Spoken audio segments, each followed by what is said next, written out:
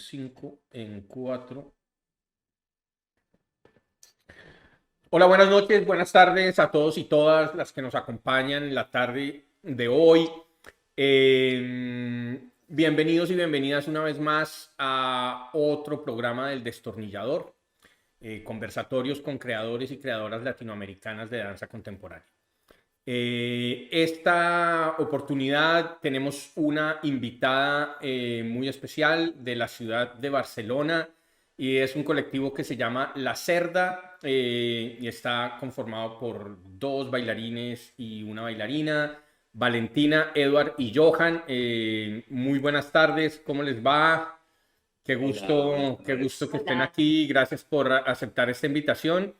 Y bueno, primero quería, bueno, que se presentaran un poco, que nos cuenten un poco quién es la Cerda, cómo se encontraron, cómo comenzó, digamos, a funcionar la compañía.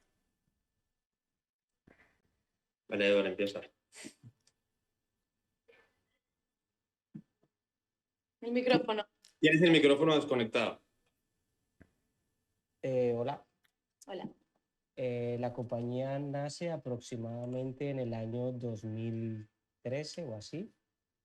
Nace, bueno, por la necesidad de construir cosas, de aportar un poco digamos que al mundo del baile aquí en Barcelona, con unas necesidades como muy particulares.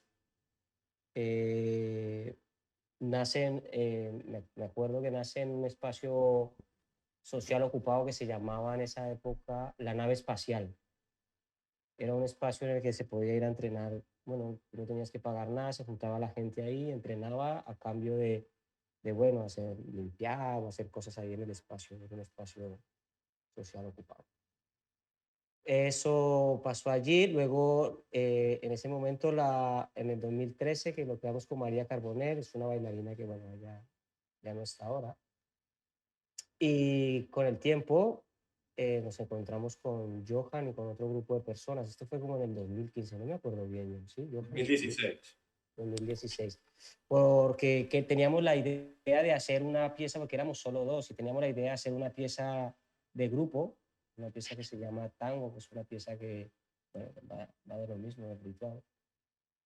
Entonces convocamos a gente que, bueno, que éramos conocidos del baile y que de alguna manera nos gustaba, bueno, lo que hacían y cómo lo hacían y los invitamos.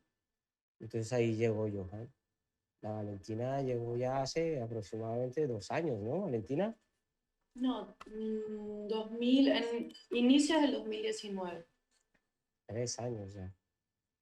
Pues en 3 años. En estos 3 años es cuando la Cerda, digamos que de alguna manera se ha fortalecido más, porque hemos entendido muy bien cuáles eran y para dónde queremos ir, cuáles son nuestras necesidades, cuáles eran nuestros roles en la compañía. Hemos decidido que la compañía se mantenga a tres partes iguales a nivel general.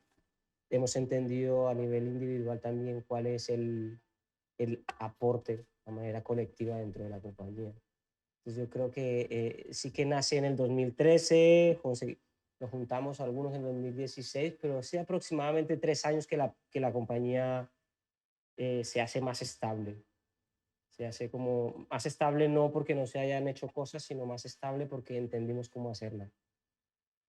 Entonces ya nos hemos quedado así, de tres. Esta es la ¿No? configuración actual, digamos. Sí, Este trío es la configuración actual de la serie. esta es la de tres. Exacto. Entonces, bueno, así es.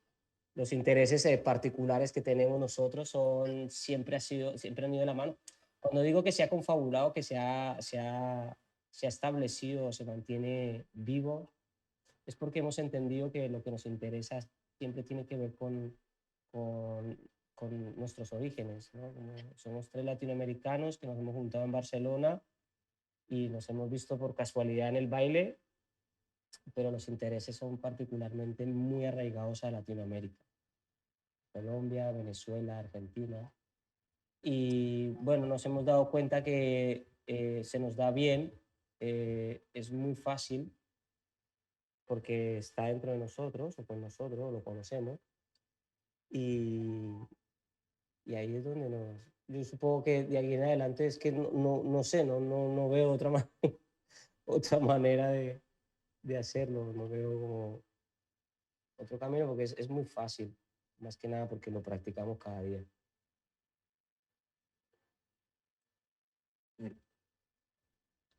¿Y cómo funciona un poco la compañía ahorita en términos de espacios? De dónde ensayan, cómo hacen un poco sus montajes. ¿Nos pueden contar algo de eso? Sí, bueno, digamos que hay como, en términos generales, la movida en Barcelona es trabajar en, bueno, en diferentes, o sea, hay como organismos como más oficiales y espacios más oficiales para la danza contemporánea y para el desarrollo de la danza contemporánea. Y luego hay todo un sistema de centros cívicos que muchos de ellos apuestan tanto por cultivar la danza contemporánea como formar parte de los espacios de creación de la ciudad, como también muestran y hacen programaciones de danza contemporánea. Entonces, nosotros venimos trabajando desde hace tiempo. Ahora mismo justamente después que estrenamos Dolorosa, paramos un poco de trabajar en esos espacios, pero durante mucho tiempo trabajábamos en el Centro Cívico de la Barceloneta, que es como bastante emblemático de la danza en Barcelona, y ahí se ha cultivado mucha cosa y ha salido mucha gente, y ahí hemos estado nosotros varios años, porque nos dan el espacio, justamente el espacio bueno, para crear a maneras de residencias específicas o más alargadas en el tiempo. Ahí más o menos digamos, nos cubrimos de espacio. Y cuando no hay esa opción, bueno, es un poco buscar. Hay un centro que le tenemos mucho cariño, ¿no? Que se llama Bolivia Now, que es un espacio que tiene, es muy curioso, que tiene cierta relación con ese espacio primero donde empezó Sí, a ocurrir todo, que mencionó Edward. Es como parte del mismo recinto, pero transformado. Y bueno, es este espacio ocupado que tiene como, bueno, abre sus puertas para que la gente pueda colaborar y crear allí y hacer bueno, desarrollar sus inquietudes. Y nosotros estamos ahora en este preciso momento estamos trabajando allí en ese lugar. Maravilloso el sitio. sí. Es como un Ok. tentáculo de la antigua nave espacial, la Macabra. Este espacio, yo me acuerdo en esa época, era un espacio que parecía como si fueran las oficinas de la nave espacial, porque era más organizado, las personas sí, eran de otra manera. Sí, También sí. nos ocupa. Sí, Y también es también un eso espacio. ocupa, ¿no? Un espacio ocupado. Y que además está en un centro que últimamente está como clavado como en el centro empresarial de la ciudad, muy contradictorio. O sea, todo ese centro donde está es como lo que llaman el 22 arroba, donde hay un montón de transnacionales, cosas, asesorías telefónicas de Google, empresas que tienen sus proyectos de asistencia allí. Es todo muy, a veces, y es el proyecto de rascacielos de la ciudad, está empezando a pasar allí. Ok. Entonces, un poco, sí, No, ir a pero ensayar allí. Tienes el espacio, o sea, la sala que nos dejan es una sala como muy de olor a teatro. De que entras y hay mucho olor a telón viejo con polvo y a teatro, ¿sabes? Que mola mucho. Es muy bien. Un suelo de madera guapísimo, un par de focos colgados como se puede, pero tienes hasta para jugar con focos teatrales, si quieres.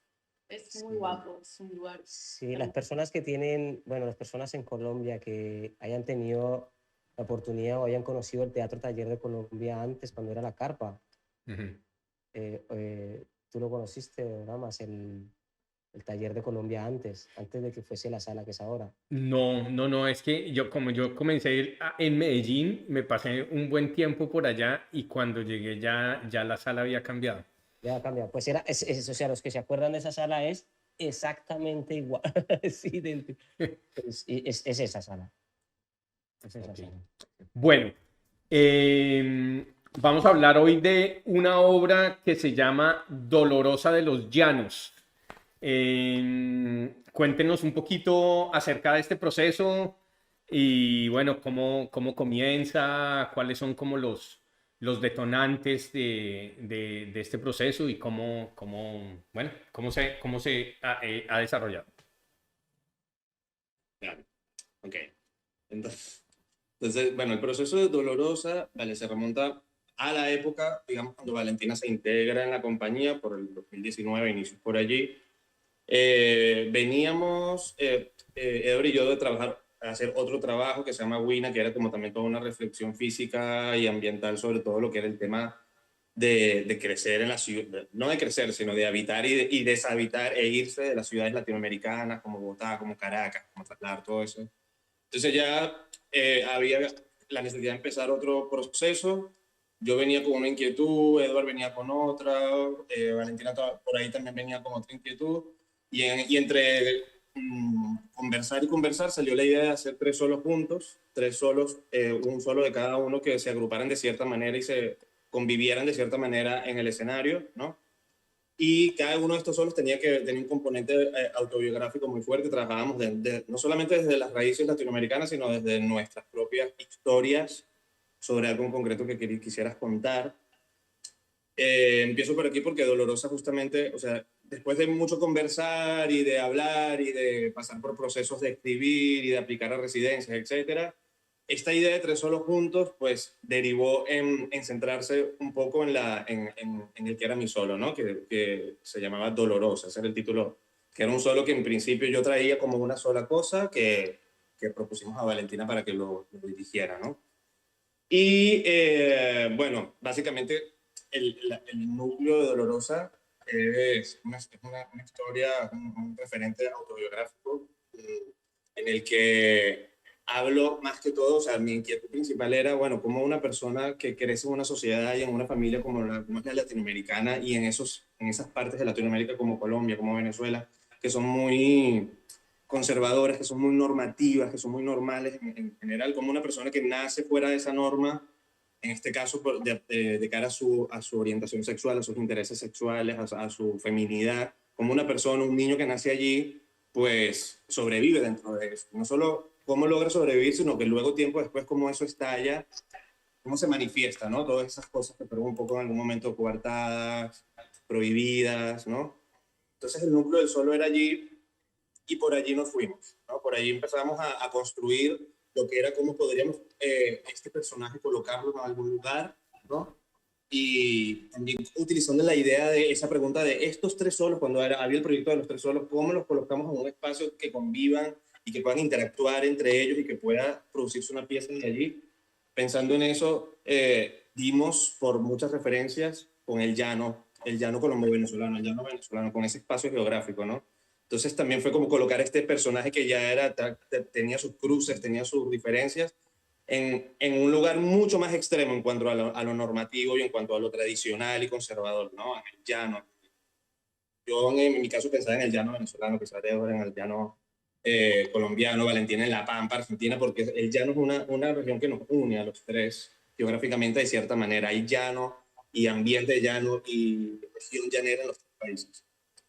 Y bueno, por ahí nos fuimos. Luego la idea se fue transformando con más brainstorming, con más discusión en una procesión dentro del llano venezolano. Una procesión donde este personaje, digamos, bueno, se lo llevan a atravesar un camino para reconocer sus propias culpas, sus propios pecados, descubrir su propio ser, descubrir toda su feminidad, todas esas cosas que nunca pudo ser e irse de viaje a esa procesión, que también tiene un momento, una característica muy biográfica porque fue algo a lo que yo recurrí muchas veces.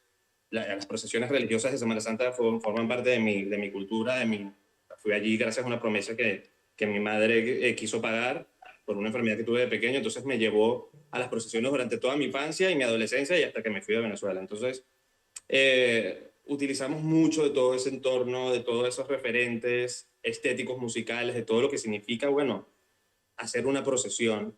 Y de allí, de mezclar todo eso y de hablarlo mucho, pues surgió Dolorosa de los Llanos, que es este personaje que transita en una procesión por el llano de Venezuela. Ok. Nos funcionó un montón la charla previa. Esto fue supremamente al punto, caray. Bueno, no sé si quedan con la idea, ¿no? No sé si fui un poco rápido, pero bueno, también es que el cuento es muy largo. O sea, el proceso para llegar ahí fue muy largo. Luego, o sea, el personaje mío no solo es el único que está allí, también los personajes iniciales de esos tres solos juntos están contenidos dentro de la pieza. O sea, al final logramos, ¿no? Bajo otra perspectiva, bajo otro montaje, digamos, pero la idea inicial de los tres solos juntos se mantiene porque forman parte de la dramaturgia de la pieza. Conviven los tres en el espacio que estábamos buscando en algún momento. Ok. Justo en la charla previa habíamos hablado como de esta imagen de la masa de Pisa. Recuerdan que Edward había dicho algo que era como algo que logró aglutinar como unos personajes que se construyeron de manera independiente y digamos como a partir de unos hechos biográficos, ¿no? Entonces quisiera que cada uno me contara un poquito de ese cuerpo que construyeron, ¿no? Digamos que ahora vamos a ver unas imágenes de la obra y, digamos, yo veo que hay como la construcción no tanto de un personaje, ¿cierto? Sino de unas corporalidades, ¿no? Hay como una construcción muy juiciosa de cuerpo y digamos que a mí me resueno muchísimo con ese trabajo, entonces quisiera que nos contaran un poquito brevemente, o no tan brevemente como quieran, un poquito esas características de la corporalidad que fueron, digamos, construyendo para cada uno de esos solos, ¿no? Entonces, Johan, nos dices que tu personaje era Dolorosa, está Flor Necia, que es de Valentina. No, Ah, ok. Flornecia es Edward. Ok. Es Edward. Y Tsunami, entonces, Sería yo. ay, perfecto. Entonces, cuéntenos un poquito cada uno cómo es este cuerpo, ¿no? Cómo es esta corporalidad, digamos, que construyen.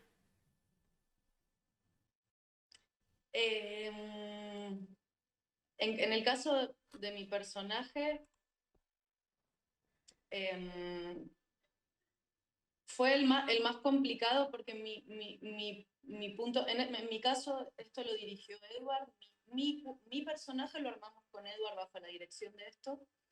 Luego todo tomó otro color cuando se puso a disposición de la pieza. Eso también es verdad. Pero en el inicio, mi personaje no tomaba un suceso biográfico tan concreto como en el caso de Edward y de Johan, que eran como dos momentos o situaciones como muy concretas de su vida en donde indagar. Mi personaje iba más por un... era un... qué difícil. Por algo muy acuático, por una cualidad muy acuática y que en ese momento creíamos que era un poco lo que estaba para trabajar, lo que estaba disponible para trabajar. Pero en esta cosa del tsunami, de que de pronto puede ser la calma previa del tsunami, cómo investigar físicamente lo que podría ser la calma previa al tsunami y cómo empezar a jugar también físicamente con la posibilidad de que una capa tectónica por debajo empiece a romperse y cómo eso se transforma en la ruptura y en la destrucción misma, ¿no?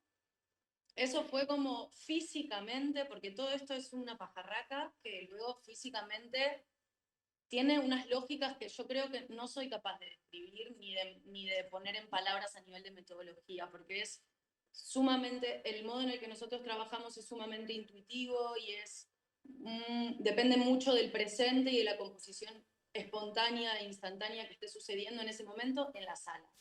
O sea, no hay anticipación, no hay trabajo previo de mesa, entonces todo va sucediendo, se va tejiendo en un plano muy físico y vaya uno a saber. Pero eso en sí... No, perdona, disculpa. Quería decir solo que eso en sí es una apuesta metodológica, ¿sabes? Sí, o sea, seguro que sí, total. en sí, digamos, partir, digamos, de la corporalidad y de lo que dice el cuerpo. O sea, digamos, si hay, por ejemplo, tú dices, hay detonantes, ¿no? En este caso, yo advierto, según lo que dices, pues está lo acuático, ¿no? Y este asunto tsunami. Y digamos como que, pero hay una necesidad y hay una apuesta metodológica por decir, vamos a encontrar unas características que podamos traducir en cuerpo. ¿cierto? Y a partir de ahí ya el cuerpo habla y para dónde lleve. Pero quiero decir que eso es una apuesta metodológica supremamente clara. Pero en nuestro caso, que es algo que decíamos el otro día, creo que es también como parte de la metodología, es que primero sí que se empieza desde una idea, pero la idea ni siquiera tiene que estar clara internamente para nosotros como equipo. Ujú. Puede ser una idea que se le ocurrió a Johan que ni siquiera me la tiene que compartir. Él puede investigar con mi cuerpo, Edward en este caso, que era el director, investigar con mi cuerpo cómo llegar a ese lugar y luego de pasar por el cuerpo vamos entendiendo verbalmente qué es lo que estamos haciendo. Ok. Sí. Bueno, ese es mi personaje. Sí, bueno, Tsunami, cuando yo empecé a dirigir Tsunami, tenía un interés muy particular en qué hacer con una intérprete que tiene una presencia muy viva, ¿no?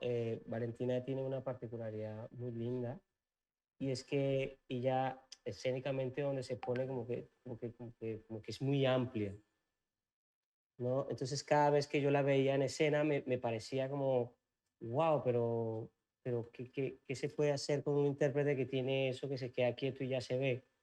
O sea, si ya me está hablando, ¿yo qué voy a hacer de eso? Entonces me parecía interesante porque en general, y todavía sigo viendo que hay una presencia que tiene que ver con el dar a luz, con la vida, con la sensualidad. Y entonces pensaba yo, claro, pero esta cosa que es tenue, que es sensual, que tiene que ver con dar vida, también tiene que tener ese componente destructivo.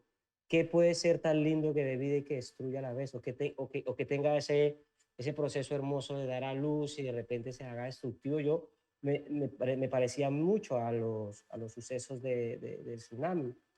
Y porque también había tenido un acercamiento con un músico japonés que había creado un instrumento que era que se ponía un casco y entonces la gente pensaba y entonces esas ondas de lo que pensaba los mandaba a un sintetizador y entonces lo transformaba y entonces se dio cuenta que las cosas que son más pasivas y más quietas en esencia son las que a nivel sonoro son más destructivas, eran más gore.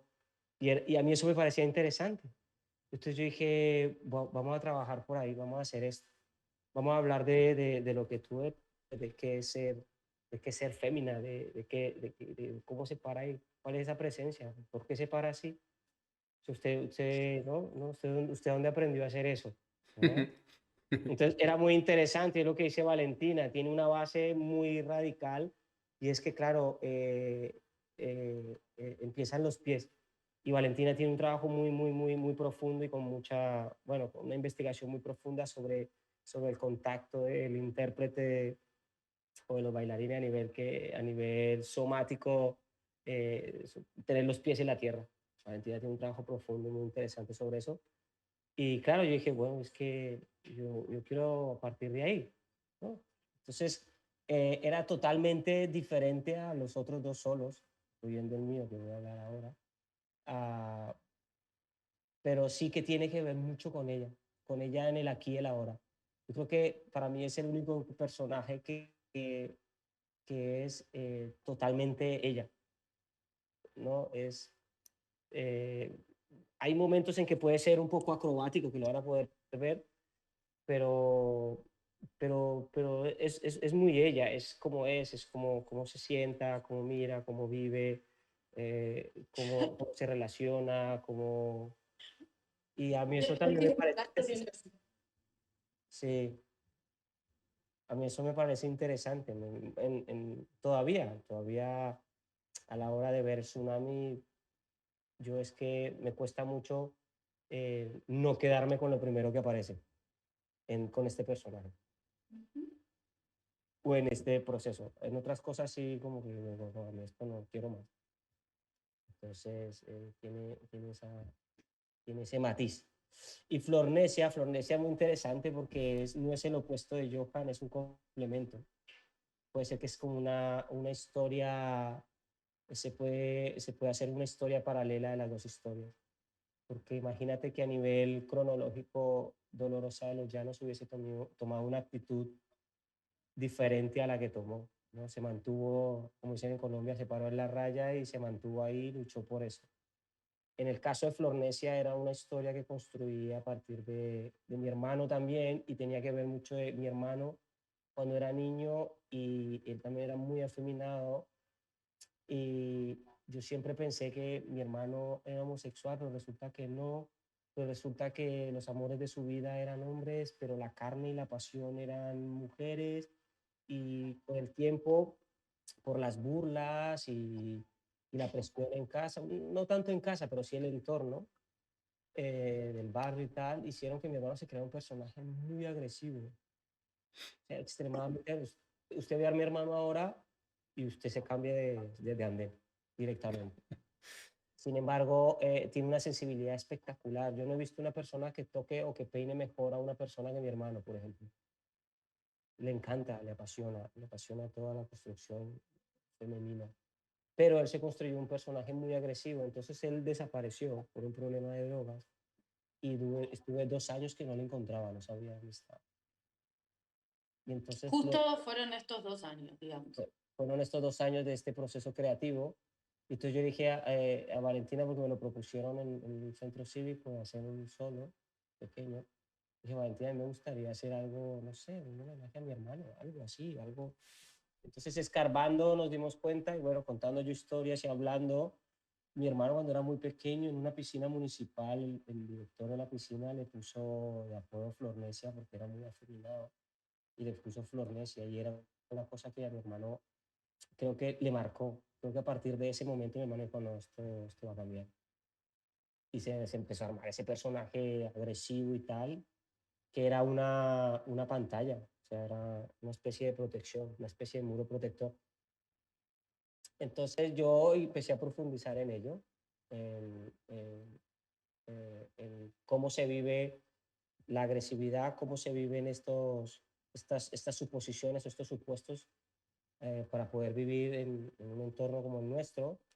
No dejaba de ser pueblerino, tampoco dejaba de ser ah, mm, eh, eh, una travesti, todo sí, como una especie de transformación de su identidad en ciertos momentos. Para mí era así, no sé, mm, porque yo lo podía ver a mi hermano en una reunión ser muy agresivo y tener una mirada que te dan ganas de no hablarle, pero al minuto uno te está peinando. En el minuto te peinaba las chicas esas que estarían en el lugar en el que estábamos. Entonces tenía una actitud como de subidas y bajadas. Y Flornesia es eso. Flornesia es oscuro. Flornesia es agresivo. Flornesia es calculador. Flornesia es un personaje que quiere que no le vean, pero como le pueda ver, tiene que aguantárselo, porque no va a cambiar. Entonces, esto era muy interesante. Entonces, Valentina, bueno, aquí un paréntesis, tiene un ojo estético espectacular. Entonces, Valentina se lo vio montado de todas las maneras. Dijo, yo este personaje lo veo así, con estas características. Yo lo veo con este vestuario así. Yo lo veo que entra aquí, yo lo veo que es un viejo y es un niño a la vez aquí. Yo, ¿sabes? Es como una dramaturgia de la imagen muy interesante. Entonces, Florencia tiene esa particularidad. En la relación con Johan, es eso, es como si Flornesia se hubiese complementado, porque son el mismo, como si de alguna manera en algún punto se encuentra con él mismo. En eso que quería hacer, pues mi hermano también, mi hermano es muy pequeñito, se ponía toda la ropa de mis hermanas, de mi madre. Sí, en casa no pasaba nada, pero fuera de casa era terrible. Era, bueno, él sufrió mucho con esto. Entonces, claro, no es tan lejos ninguno, porque siempre se lo digo en la cerda, es como esta parte de creadora, femina, transgresora, está en los tres personajes. Uno la puede vivir bien a flor de piel porque le hace parte de ella a nivel psicofísico y todo esta parte. En otra está escondida en otra no sabe cómo, en otro sufrió para poderla tener, en otro quisiera ser, en el otro tuvo que esconder. No, es muy interesante. Es pero es una versión, una visión muy personal. No, es como yo lo veo, también desde mi propia Fue ignorancia. bastante interesante ver de repente como esta temática, como esta idea atravesó los tres cuerpos, bueno, Mm, un poco sin querer, porque yo en realidad, cuando empieza todo el tema de Flornesia, yo no conocía a Valentina realmente. Entonces, claro, pero cuando yo vengo con esta inquietud y de repente conozco este trasfondo, fue muy fuerte, como ese cruce tan drástico, ¿no? Fue una motivación bastante importante, en realidad, como descubrir esa casualidad. Y en mi caso, claro, el tema es, eh, sí, o sea, como que si voy muy a lo particular y al origen, más o menos alrededor de esa época, como en 2018, yo empecé a practicar el baile este del voguing, el voguing como baile, que nunca le había parado yo ni media bola, o sea, como que nunca estaba muy pendiente de esto. Y bueno, en esas primeras clases de voguing que veo todos estos chicos como súper disfrutando de este baile tan femenino y de su propia feminidad, pero tan bien, ¿sabes? Tan intuitivamente y tan con ese musicón y con toda esa libertad, aunque sea un espacio como muy reducido. Eh, bueno, esto a mí por ese modo, o sea, conectando con todo lo que es la historia propia y todo, bueno, me voló los sesos un poco, fue como, claro, yo quiero ser esto, o sea, yo quiero poder sentirme así, o sea, si tú vas a una clase de voguing por primera vez y aunque seas gay o lo que seas, quien sea, si tú no estás muy acostumbrado a esa, incluso si eres mujer y no estás muy acostumbrado a explotar ese tipo de feminidad que ellos utilizan, cuesta muchísimo, se convierte en un reto, ¿sabes? Soltarte de esa manera, ¿no? Entonces, claro, para mí la inquietud empezó allí, ¿sabes? Yo me preguntaba, pero claro, yo de todo este tiempo, ¿dónde he estado metido? Yo sabía dónde estaba metido, ¿no? Había todo un background, ¿sabes? Bueno, de hablar, ¿no? Y las personas que igual que hayan estado en esta situación, que estén escuchando esto, como que lo van a reconocer inmediatamente. Sobre todo si creces en Latinoamérica, bueno, uno crece un poco defendiéndose, ¿no? Y tú puedes ser muy libre y muy tranquilo con tu condición sexual y expresarlo a tus amigos, tu familia, incluso viviendo allí no pasa nada.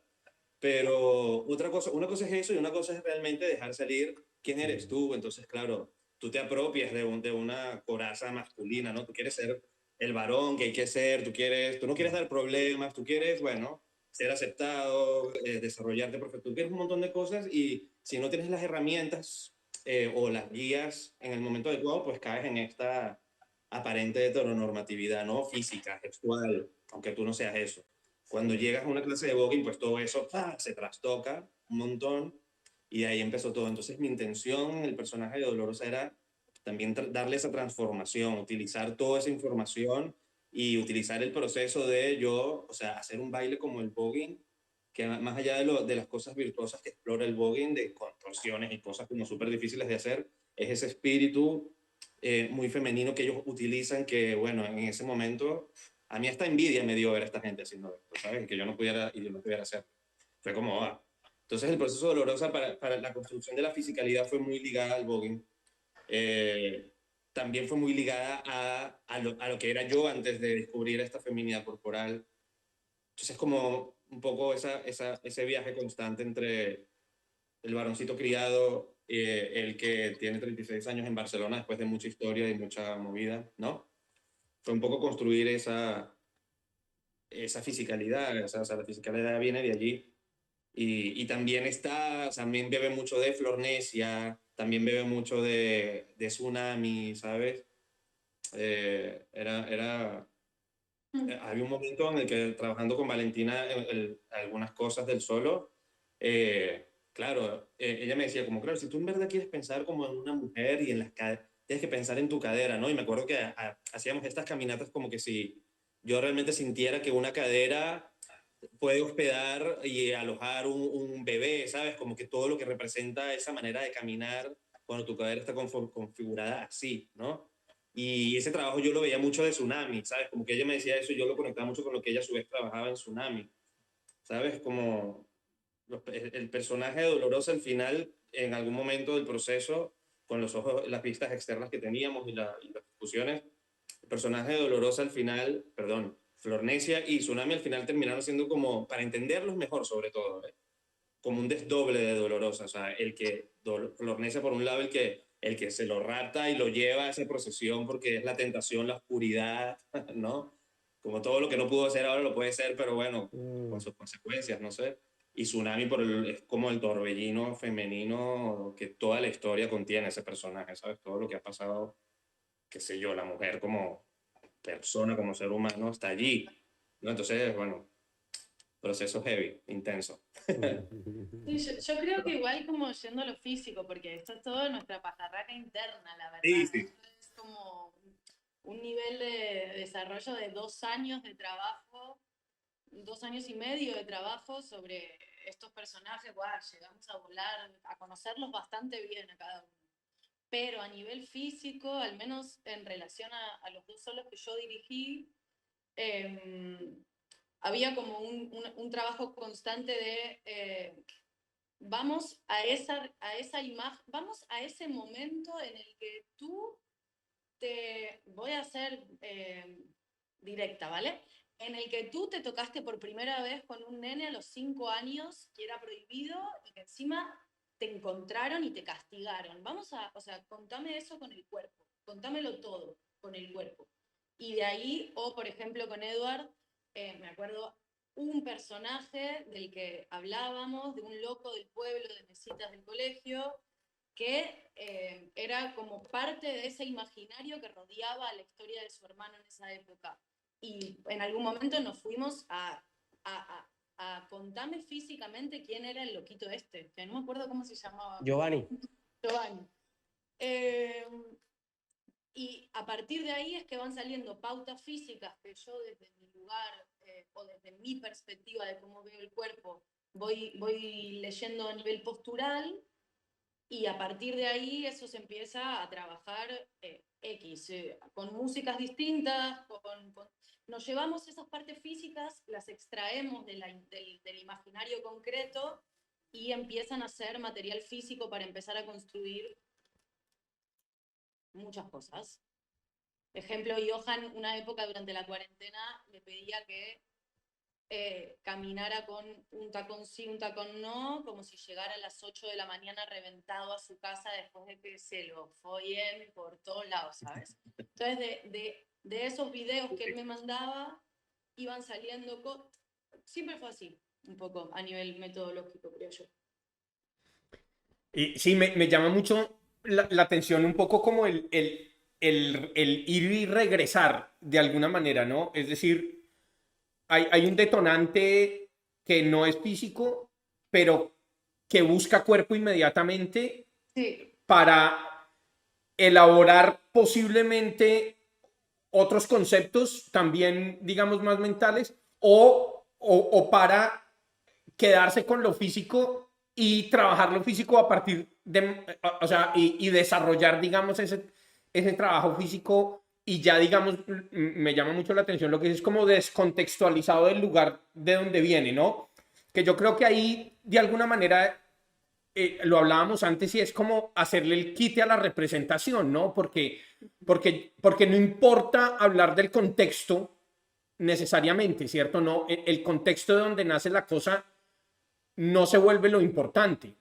Lo importante se vuelve lo que le pasó al cuerpo con las preguntas de ese contexto, ¿no? Y digamos ya, por eso lo hablábamos, ¿no? Yo recuerdo que les preguntaba si la obra era narrativa, ¿no? Y como que decíamos, no es una obra narrativa, ¿cierto? O sea, hay muchas narraciones antes, hay muchos relatos, hay muchos, pero no es la puesta en escena de una narración, ¿cierto? No nos interesa que el llano esté presente por su representación o el sufrimiento o la contradicción de aquel o aquello, y, ¿cierto? Y por eso, digamos, siento que hay quizás es un trabajo que tiene pues una investigación corporal impresionante, ¿no? Y es porque el cuerpo se vuelve como el lugar está atravesado todo el tiempo por el concepto, por la intuición, por la idea y por el mismo cuerpo una y otra vez. Y digamos que justamente, bueno, eso quizás a mí me parece por eso tan tremendo y digamos en el material de cuerpo que vamos a ver, pues es tan contundente. Entonces, pues nada, los invito a que veamos el videillo. Yo me hice 20 minutos de video, está largo, pero el material me parece muy bueno y como que, pues bueno, me parece que está muy bien ver mucho del material que ustedes construyeron. Entonces, vamos entonces a ver las imágenes de Dolorosa de los Llanos.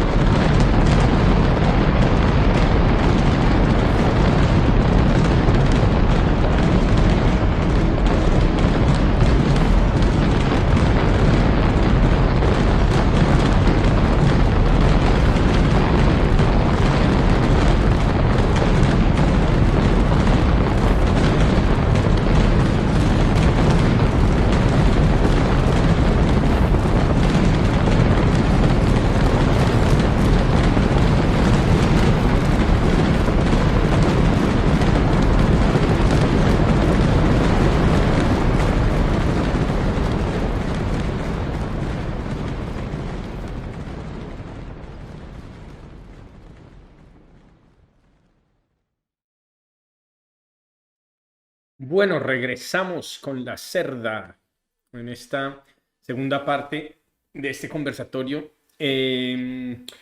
Bueno, ya lo hemos hablado un poco, pero quisiera que me contaran un poquito, digamos, el papel de la improvisación, digamos, como en este proceso, ¿no? Y también si nos pueden hablar dos o tres cositas con respecto a pautas particulares que recuerden que utilizaron en la construcción, ¿no? Porque hablábamos antes de ver un poco las imágenes, digamos, el origen de estos tres solos, ¿no? Como sus motivaciones y como lugares por donde transitó la investigación. Pero me gustaría que fuéramos un poquito como a mencionar algunas pautas que recuerden que trabajaron, que se derivaron, digamos, de esto que nos contaron antes, ¿vale? Vale. Vale. El papel de la improvisación en lo que hacemos es muy importante, casi fundamental. Recién miraba el video y que vale decir que en ese video la otra intérprete que está en escena es Aina Lanas, que no está aquí, pero fue invitada particularmente para este proceso y es la otra persona que, bueno, la otra persona que está ahí, el otro cuerpo que se ve. Y digamos, cuando lo miraba algo que nos pasa mucho a nosotros como en nuestro proceso creativo, que es que los materiales que van saliendo a lo largo de, en este caso, 2 años y medio de creación, nosotros podemos saber muy bien la historia, pero están muy compartidos, están muy fusionados entre toda la pieza, ¿no? Y parte de eso creo que sucede porque hay mucha confianza en cómo cada cuerpo va a resolver físicamente una investigación en específica y esa investigación a través de cada uno de nuestros cuerpos se convierte en un solo muy distinto. Digamos, si Edward hace Flornesia o si Flornesia lo hace otra persona, el solo cambia. Y en ese sentido, la improvisación es muy importante dentro de lo que está pasando porque solo el que está dentro tiene al final la decisión final. Es lo mismo que pasa en el solo de Johann, es lo mismo que pasa en toda la pieza. Aunque el material está muy estudiado y muy encarnado, el modo en el que se va a resolver en escena no tiene cuentas, no tiene fijaciones, no tiene movimientos controlados. De hecho, cada uno puede tomarse la libertad de ir combinando los materiales como más o menos crea que está funcionando mejor en el momento de cada bolo, ¿no? Hay un gran margen a la flexibilidad dentro de lo que está pasando y que se debe mucho a una confianza que se genera durante ensayo tras ensayo, porque la verdad que ensayamos mucho, perdón, sí, de improvisar y de generar la confianza en que cada uno sabe lo que tiene que hacer en qué momento y si tiene que tomarse el permiso de cambiar algo o de modificarlo, lo hace. Y eso va generando la riqueza de la pieza en sí misma. Okay. Sí, Eso, también, y también forma parte de procesos más largos. Esto es como que lo que comentaba Valentina también tiene mucho que ver con la pieza final, ¿no? Con lo que se ve en el vídeo, por ejemplo. Pero también hay todo un proceso de, por ejemplo, en el material de las procesiones, ¿no? Hemos acumulado un montón de material de referencia de videos de diferentes procesiones de diferentes partes, de España, de Latinoamérica, ¿no? Y también esos materiales que son muy específicos, que son gestos, pasos, ritmos de una procesión, bailes de una procesión, todo lo que ocurre allí. También todo lo que hacen ellas, todo lo que pasa en esa procesión, también es producto de toda una, ¿sabes? De poner en el cuerpo un montón de materiales que vienen de imágenes muy concretas y hacerlos procesionar mucho rato, muchas veces, en diferentes maneras, en diferentes posiciones en el espacio, ¿no? Como que la idea de la procesión, si bien estaba concebida como tal cual una procesión en el llano, que puede pasar así marcando un horizonte, durante el proceso de investigación, las improvisaciones tenían mucho que ver, por ejemplo, con cambiarlas de frente, con hacer con hacer solo un solo, en algunos momentos, por ejemplo, me tocó hacer una improvisación con todos los materiales de la procesión. Un momento que hubo de crisis, de ¿qué hacemos?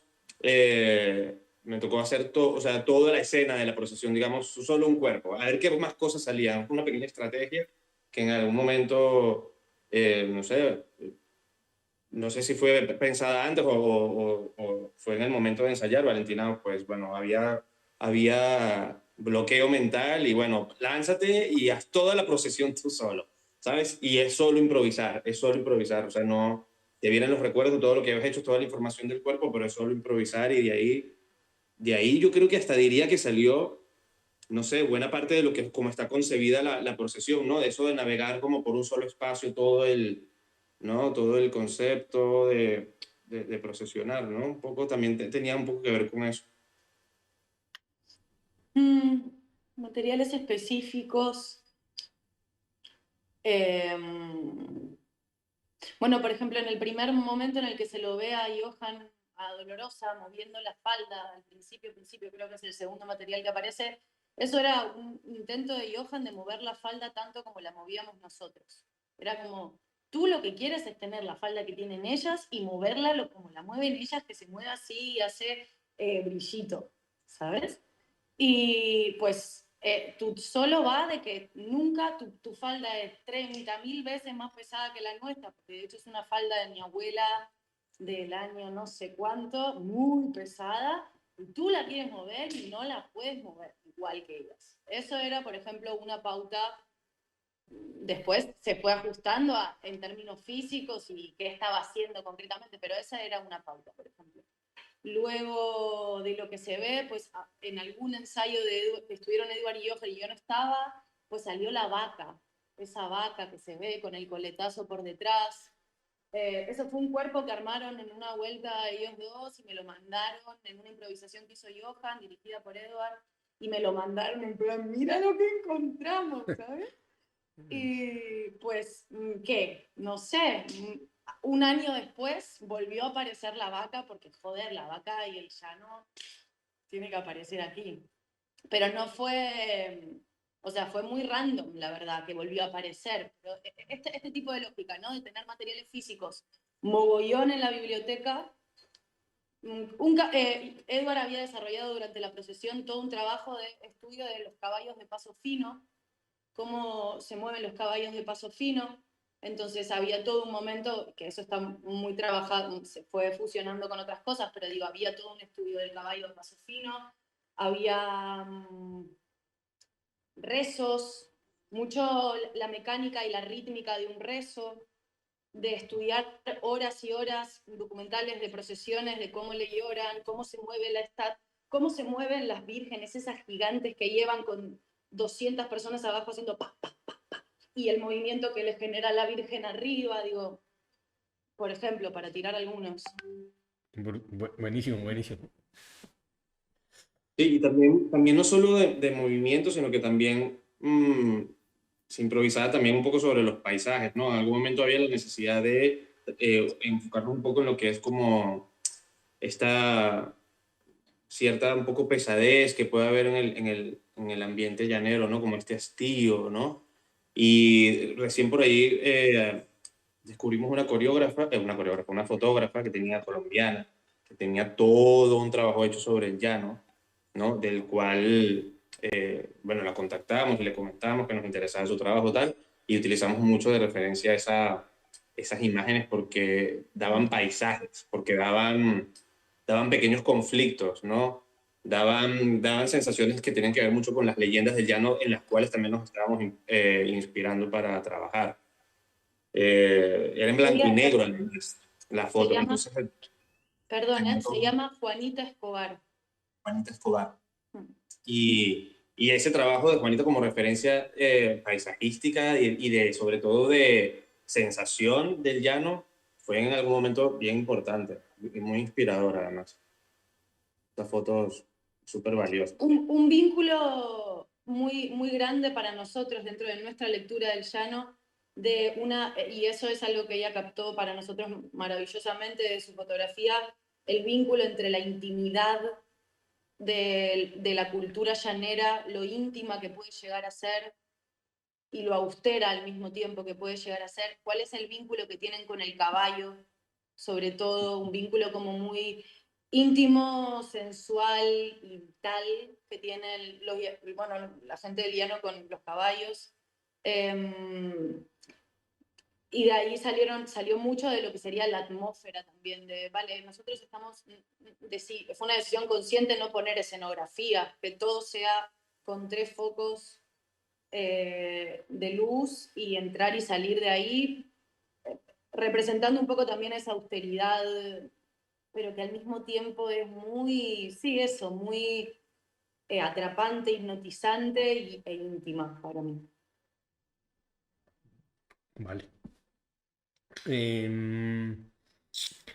Digamos, quisiera que nos hablaran un poquito de este, digamos, del asunto de la procesión y en relación con algo que hablamos la semana pasada con respecto al ritual, ¿no? Y un poco como la importancia que han ustedes descubierto en el ritual, digamos, habíamos hablado algo como de la dramaturgia del ritual, ¿no? Como algo que encontraron para poder organizar, digamos, estos materiales que en principio eran solos.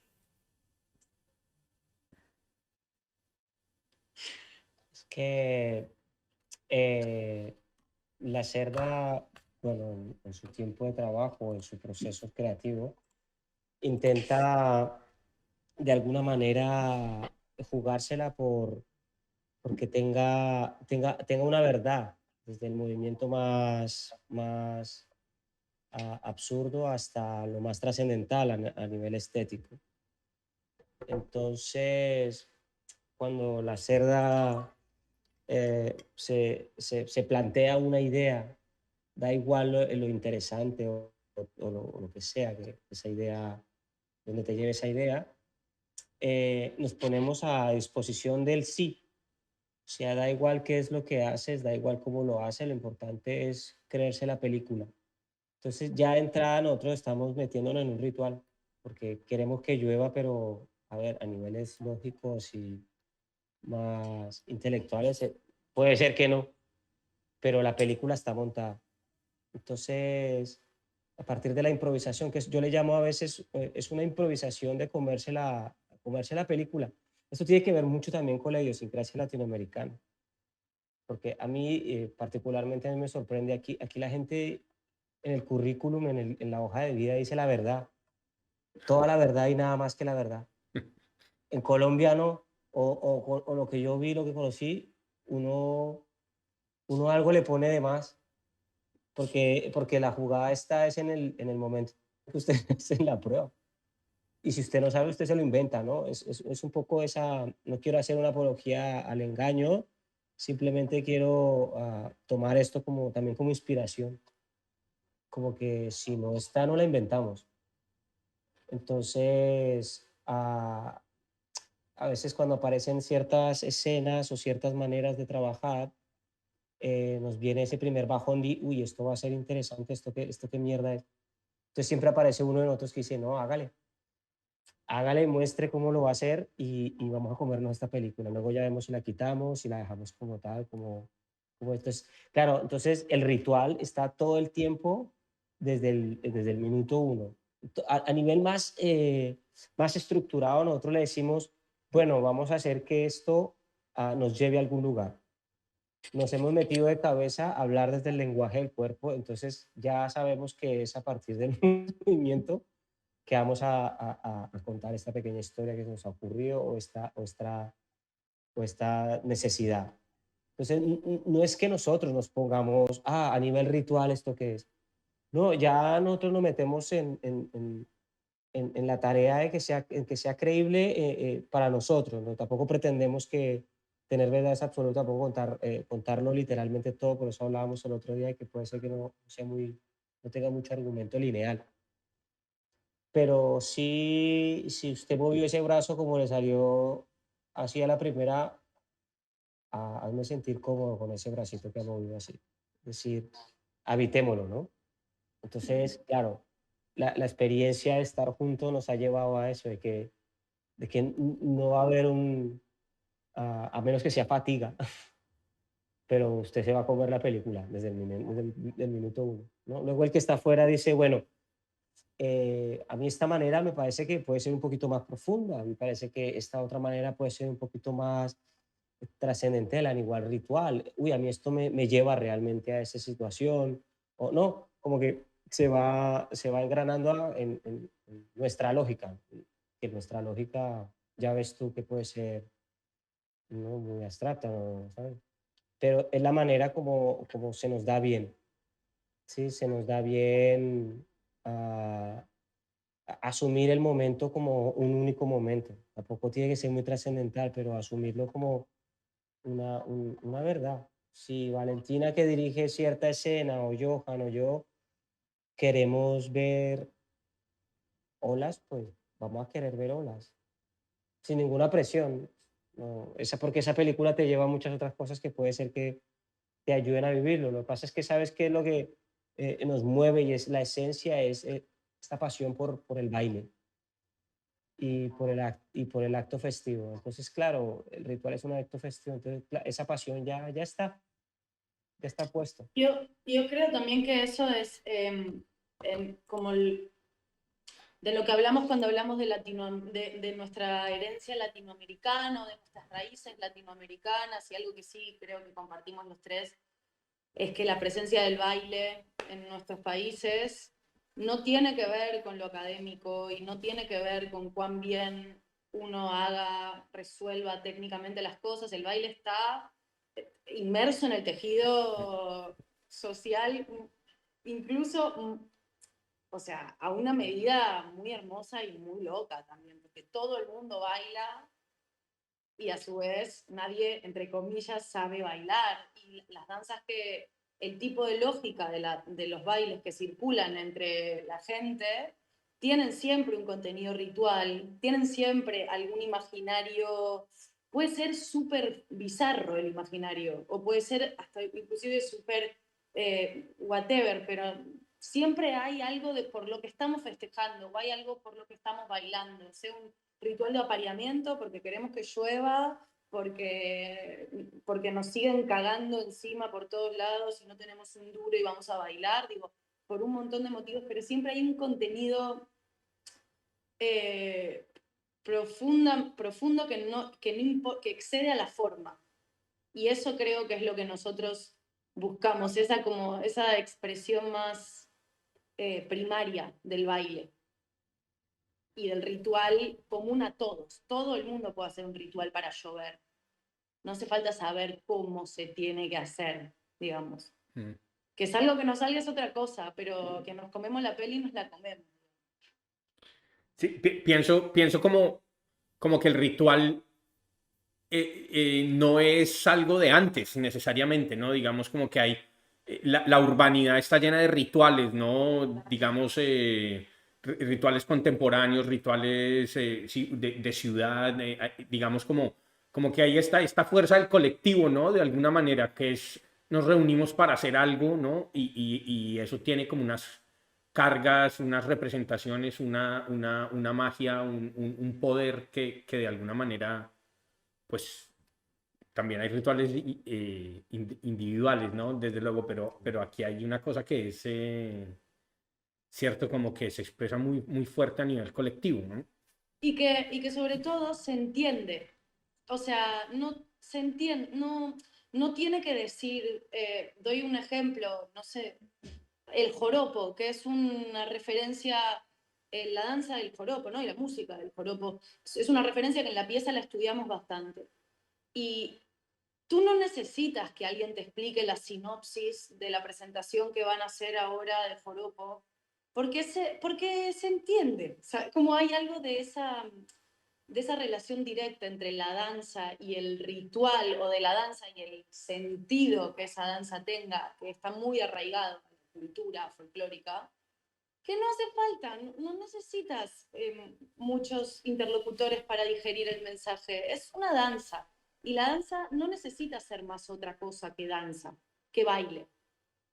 Ahí es donde nosotros estamos siempre en la cuerda floja de de tener todo un background técnico y un análisis dramatúrgico y referentes de teatro y referentes de un montón de cosas, y una cosa como mucho más espontánea del baile, que uno sabe cuándo está pasando y cuándo no, básicamente. Y en eso hay algo de lo que dice Edward, de comerse la peli, que sí que vemos que cuando el que está dentro más se come la peli, menos se preocupa porque se entienda algo, más bien por estar bailando, por la sensación de estar en el baile, en el ritual, en el festejo, llegamos más a donde queremos que si le damos, nosotros particularmente, le damos la vuelta por el otro lado.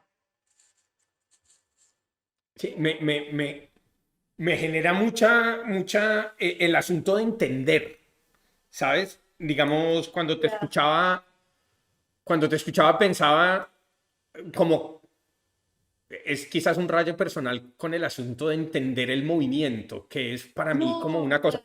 No, pero lo digo, es como que me repetía en la cabeza cuando hablabas y cambiaba la palabra con entender por saber. Es como que la gente sabe. Puede que no entienda, tal, pero la gente sabe. Como, eso, como tal que, cual. como que se conecta. Hay una cosa que hay como una. Yo, sí, digamos, voy a sacarle el cuerpo al entender, pero como que lo sé. O sea, esto me reconozco ahí. Quizás lo que dice Eduardo, como hay una verdad ahí, ¿cierto? Que para mí se activa como ahí, ¿no?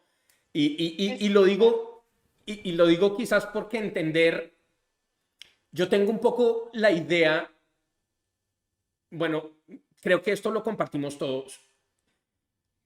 ¿Cuántas veces hemos escuchado con respecto, por ejemplo, a la danza contemporánea? No, no entiendo. O sea, el público dice, no, no entendí nada, ¿cierto? Y pareciese ser que el entendimiento es como una puerta necesaria que tiene que estar abierta para el disfrute o para la experiencia estética, ¿cierto? bien. Como que es una cosa que de alguna manera siento que el ritual puede tener más cercano, ¿no? Por eso mismo, como yo lo sé, yo me meto ahí y soy parte y hago, y no tengo que racionalizar la cosa y entender qué es lo que me está diciendo esto, sino yo estoy participando, ¿no? Participo muy fácil, eso, ¿no? Y justamente esto lo conecto con lo que hablábamos antes digamos, de lo narrativo y la representación, ¿cierto? Como estrategias, digamos, dramatúrgicas que creo que conectan muy fácil con la gente, pero yo tengo la idea de que el cuerpo se ve disminuido, Sí, digamos, total. ¿sí? Como que en ese sentido, yo puedo entender usted qué me está diciendo, puedo entender que la situación que me está contando, puedo entender la trama, el drama, puedo entender la historia, y entonces cuando hago eso parece que puedo decir, uy, entiendo, luego disfruto, o entiendo, luego experimento, o algo así, ¿no? Y es un cuento, ¿no? Pero bueno, dejo como estas cosas ahí No, anunciadas para, súper. para retomar como otras preguntitas que tenía. Em, lo mencionaste, Valentina, un poquito. Cuénteme un poquito de esa relación entre la técnica, el cuerpo técnico, digamos, y soy como muy preciso en hablar del vocabulario técnico, ¿no? Y por otro lado, como no voy a decir, bueno, digamos que el vocabulario de la escena, o mejor, el cuerpo de la escena, ¿no? Digamos, aquí estamos en un proceso que construye una corporalidad, o no varias corporalidades, muchas corporalidades, ¿cierto? Y que tiene una profunda investigación corporal detrás que permite esta construcción. Pero uno no ve vocabulario técnico, y pues eso es contundente, ¿no? Y es como justamente por eso pienso como que el proceso es tan fuerte en esa construcción de la corporalidad, porque uno logra ver un cuerpo sin reconocer la formación técnica de ustedes, ¿cierto? Mm. Entonces, quisiera que me contaran un poquito sobre cómo en La Cerda y en esta obra en particular trabajan, digamos, esa relación de corporalidades, ¿no? La que se construye para la escena y la que se construye con el entrenamiento técnico. Pero es que el entrenamiento técnico es el entrenamiento técnico, y ya está, y es muy variado. Por ejemplo, en el caso de la cerda puede llegar a ser muy variado. O sea, yo me entreno con unas cosas, Edward se entrena con unas cosas, Valentina tiene otro entrenamiento. Por ahí en algún momento coincidimos en algo en común, no sé, puede ser. O sea, o nos enseñamos cosas de capoeira que lo practica Edward, o yo tengo como, me gusta más entrenar como cosas con el ballet y el mismo voguing y el pilates y esas cosas, o sea, como que se cruzan, pero eso queda allí, eso prepara el cuerpo y nosotros, bueno, lo entendemos de esa manera. Sí que está claro y lo hemos discutido muchísimo y muchas veces también nos apropiamos de eso y hacemos, qué sé yo, dentro de nuestros entrenamientos hacemos cosas más de la danza contemporánea y nos divertimos con eso porque yo creo que también es para eso, bueno, ejercitar el cuerpo y bueno, y pasártelo bien mientras lo haces, ¿no? Pero no, es que de ninguna manera es muy difícil de poner en palabras, porque es que de ninguna manera vemos que sea compatible lo que queremos contar con, qué sé yo, con hacer estas acrobacias o con hacer, qué sé, cosas como más de la danza contemporánea, que tenga un particular sentido que quieras ahí contar, entonces, bueno, te salió algo así, sirve y funciona y vale, pero la relación no es directa en cuanto a lo que tú estás llamando ahora técnica con lo que es nuestro trabajo. Yo creo que principalmente se trata de eso que estás hablando tú o lo que estamos hablando anteriormente, el hecho de entender, que yo no lo llamaría como entender, sino eso, que la gente lo disfrute, que la gente se pueda conectar con esto, que sea relacionable. Entonces la manera que sea relacionable, bueno, es precisamente, bueno, hablando con el cuerpo desde de otros lugares más cercanos, con la gente, lugares más propios. Yo también siento que si tú hablas de lugares más propios y te comprometes con eso y lo conviertes en un ritual y haces que la otra persona, aunque no esté entendiendo tu película, se conecte porque tú estás expresando tu cuerpo de una manera y esta persona lo disfruta, pues ahí ya hay un entendimiento. Esta persona ya está entendiendo de qué va lo que estamos haciendo, ¿no? Y entonces creo que eso es un poco difícil de lograr si te apegas a frases de danza contemporánea de las clases, que ojo, nada en contra de eso, son divertidísimas, está bien hacerlas todas las veces que quieras, pero es un poco complicado llegarle a un contenido o a una imagen a través de cosas que ya, mm, no sé, no tengo mucho que ver, ¿no? Quizás, y que la gente ya conoce, y que la gente ya ha visto, sobre todo si el público es un poco dentro de la movida de danza, entonces, bueno, un poco por decirlo con ironía, huimos un poco de eso. Las razones, bueno, creo que esta es la que yo entiendo más, lo de acercarnos, lo de generar relación con la gente, pero también es que no nos llama la atención, no nos satisfaría. Y digamos, mm, ahí vuelvo a ver como una postura muy clara, ¿no? Ahí hay como una decisión muy clara porque pues hay gente que sí encuentra en la frase de clase lo que necesita para lo que quiere decir, ¿cierto? Sí. Y justamente vuelvo como a traer a colación este asunto de que las obras dicen. Digamos, yo veo Dolorosa de los Llanos y yo para mis adentros digo, esta obra no dice nada, esta obra hace. Y ahí hay una diferencia muy fuerte para mí, ¿no? En la manera en la que como entiendo y digamos con estas analogías del lenguaje, con estas analogías del entendimiento, de comprender, de pasar como por la razón y por otro lado saber algo, ¿no? Y conectarme con algo y reconocerme en algo, ¿no? Y bueno, digamos como que en el hacer siento que está el poder de la obra, ¿no? En esos cuerpos que hacen más allá de lo que la obra dice. Y de pronto estoy siendo muy quisquilloso con lo que digo, pero bueno, para mí resulta súper clave como este asunto del lenguaje, sobre todo cuando tengo una visión como muy crítica de el lenguaje como analogía de la danza. Sí, he tenido ahí un poquito como este asunto, digamos, de, por ejemplo, me llama la atención de, no, en la frase, perdón, en la obra no hay fraseos como tal, no hay fraseos, que es una cosa que uno usa en la clase un montón, ¿cierto? Y que la frase y la palabra y la letra y en ese sentido el vocabulario técnico, sí, como que veo todas esas analogías que tiene la danza con el lenguaje y por ese como y esa necesidad de entenderlo me vuelve a remitir como a esa relación que creo que no es la única relación posible, sino que creo que hay otras relaciones y para mí más poderosas que son, por ejemplo, lo que veo en el trabajo de ustedes y es el hacer y el conectar y digamos que el cuerpo resuena con otros cuerpos, pero no necesariamente por un asunto racional de comprender las cosas. ¿Sí? Bueno. Bueno, vamos llegando un poquito hacia el final de nuestro conversatorio y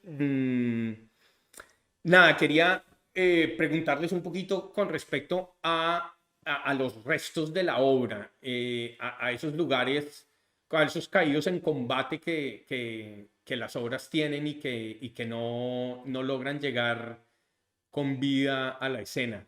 Y bueno, digamos que en un proceso, digamos, tan rico y tan prolífico como el que nos han compartido hoy, pues debe haber una producción, digamos, de material mucho, ¿no? Pero si nos pudieran contar un poco sobre algo que recuerden en particular de estos materiales que se trabajan pero no se usan.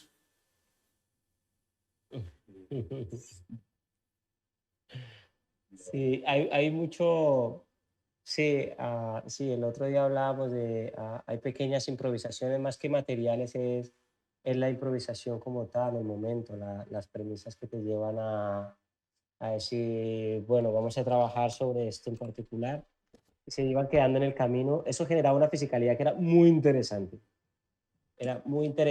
pero justo eso que era muy interesante no se podía poner bien dentro de la estructura de la pieza. Había una que hacía yo que luego vamos a usar después, queremos usar para otro trabajo, que era una improvisación que me he puesto a hacer Johan a mí, de bailar una salsa como si tuviese un brazo atado o un poco deforme, y entonces a la vez yo quiero controlar y que me controlen, pero al final no quiero que me controlen, quiero dominarlo, y entonces hace una cosa muy agresiva. Era muy divertido, ahora lo digo y es absurdo, pero son cosas que se van quedando ahí que nos dan pie a creer en el lenguaje que nace ahí. Nos quedamos con el lenguaje, no nos quedamos con la construcción física porque da igual, se puede repetir en cualquier otro momento. Pero sí que nos damos cuenta que eso que encontramos, decir, wow, qué interesante esto. O sea, fíjate que podemos ser de cualquier manera individualmente, o sea, da igual la premisa, da igual la manera que se quiera poner. Es decir, o sea, lo que quiero decir con esto es que definitivamente hay infinitos caminos por donde tú puedas llegar a cualquier lugar. O sea, que para qué se apegas y luego ya va a venir otra cosa que puede ser más interesante. Yo luego me quedé pensando también en esta pregunta en algún momento, y ahora que lo dices otra vez, me vuelve a pasar. Y es que seguramente sí que los hay, materiales que quedaron fuera, o quizás quedaron fuera momentáneamente, porque como que es muy característico de la manera en que trabajamos de que los materiales se vayan, regresan, o se vayan y regresen incluso para otra creación, ¿no? Entonces, la verdad, yo creo que no hubo materiales desechables como tal en esta pieza. Yo creo que todos están en realidad. Solo que lo que pasó fue que igual, sobre todo en el tema de la procesión, muchas veces le quitamos cierta carga más literal o explícita según qué material y se deconstruye un poquito, ¿sabes? Pero en realidad los materiales están todos allí. A mí, por ejemplo, me pasó en el momento que me toca salir a hacer el solo final, ahí hay un montón de cosas que se desecharon y que yo volví a retomar viendo videos de los primeros ensayos. O sea, justo ahí rescaté un montón de cosas que parecía que iban a estar ya muertas, ¿sabes? Que ya no iban a volver y volvieron. Entonces, en realidad, aunque no nos los propongamos, no hay materiales desechados, porque todos están, creo, diría yo, de una u otra manera están todos allí. Ok. Bueno, y para terminar, les quería preguntar con respecto a la investigación de movimiento, y era como esta preguntita que dejamos ahí suspendida en nuestra primera charla y era para ustedes, ¿qué es investigar movimiento? Una cosa antes, o sea, Valentina se fue de la conversación, o sea, se le cayó la llamada. No Estamos nosotros. sé, sí, sí salió, pero no sabría si quizás se le terminó su pila al celular o algo Ah, así. sí, sí, sí. Podría ser. Sí. Igual, pues estamos nosotros, si quieren, esperamos Sí, sí. un poquito a ver Bueno, si... vamos contestando la pregunta y se reconectará, te pedirá otra vez la solicitud, seguramente. Perfecto. Mm, A ver, entonces, era la que era para nosotros la investigación de movimiento. A ver, voy a empezar con lo que sería la base, la raíz de todo es, bueno, tú tienes que, para nuestra investigación de movimiento, para que sea posible, tú lo primero que tienes que hacer es bailar, ¿no? Mm. O sea, tú lo primero que tienes que hacer es moverte, es bailar, es coger un ritmo y desarrollarlo, coger una imagen y desarrollarlo, pues bailarlo. Todo viene de allí. Es lo primogenio, es lo principal. Luego sí que, que, que viene como luego todo este proceso, un poco de desconstruirlo, de desarmarlo, de cambiarlo de orden, de velocidad, de distribución espacial y muchas veces también como de prestárnoslo, ¿no? Como que yo puedo tener este movimiento, pero a ver si lo baila él, según lo que él vio de mí, cómo él lo hace y de ahí seguramente sale algo, ¿sabes? Como este intercambio de todas las ideas que van fluyendo, ¿no? Pero la principal, la base es que tú tienes que mover, que tú tienes que bailar con un ritmo, tienes que bailar con una idea en la cabeza y de ahí te van a salir las cosas. De ahí te va a salir por lo menos las ideas primigenias de todo, que luego, bueno, se pueden desmenuzar. Vale. Sí. Bueno, para mí vuelvo otra vez a lo que me hablaba antes, es asumir la situación, da igual la que sea, como una verdad absoluta. Luego ya usted le pone las contradicciones o le quita o le pone cosas, pero tiene que ver mucho con lo que dice Johan, que es la disposición a hacer. Nos hemos entrenado muchísimo en la improvisación, mucho. O sea, es más, nos hemos conocido en espacios de improvisación. Entonces, cuando llevas mucho tiempo trabajando de manera profesional en ello, tú sabes que cada pequeño detalle digamos, el gran acontecimiento. Entonces, estás ahí al 200% por todo lo que va apareciendo. Pero una improvisación bien guiada, a manera individual, yo me guío bien. Es decir, todo lo que voy a contar ahora tiene sus matices, pero es mi verdad y te la voy a hacer saber dentro de la improvisación. Da igual la ropa que tengas, si sea la sudadera de entrenar. Luego ya, por qué lo hacemos así o por qué creemos que es interesante hacerlo así? Porque, bueno, porque sabemos que alguien fuera, si sea la cámara que graba, va a quitar y poner cosas. Es decir, la investigación para mí está lo decimos siempre, además lo practicamos mucho en nuestros talleres, y es ponerle play al CD y hacer, pero hacer, vamos a hacer. Si tanto, a veces nos ponemos un poco en esa posición competitiva, que nunca llegamos a ello, pero de, bueno, muestra a ver qué es lo que sabes hacer. Entonces, Bueno, Hola. ahora, entonces Me cayó viajamos, el teléfono. ya, entonces viajamos un poco más por ahí, que lo asumimos como un acto festivo inmediato. Luego ya nos vemos y decimos, no, no, vamos a repetir este acto festivo. y bueno, y también utilizando mucho y dándole espacio también a los errores, a la equivocación, a algo que Sí. te salió mal.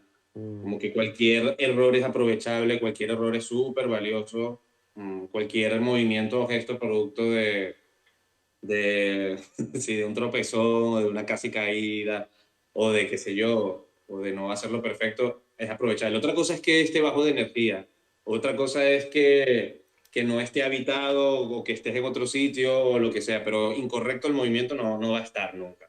No, No va a ser un movimiento feo. Se descarta por otras cosas, pero no porque no sirva el movimiento en sí.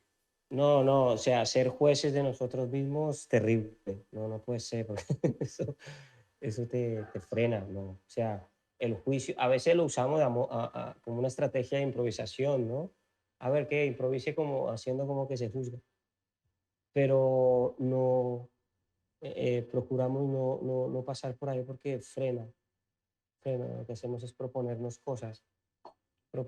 y bueno, aguantar un poco la intensidad del momento, porque eso sí que no se quita, o sea, la intensidad del momento también te lleva a lugares que dices, bueno, puedo o no puedo hacer, o puedo o no puedo asumir, o lo asumo mejor de esta manera porque por aquí ya esto me está a nivel emocional o a nivel físico, me está llevando a lugares que no me siento muy bien, ¿no?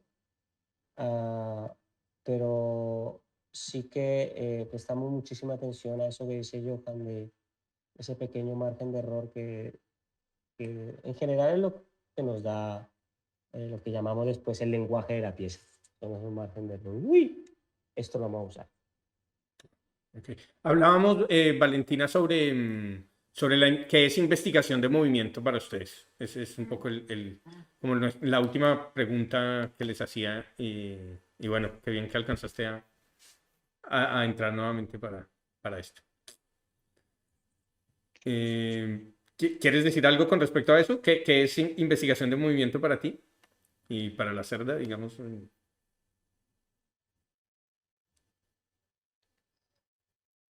La verdad que no, Muy no bien. querer, no. Ok.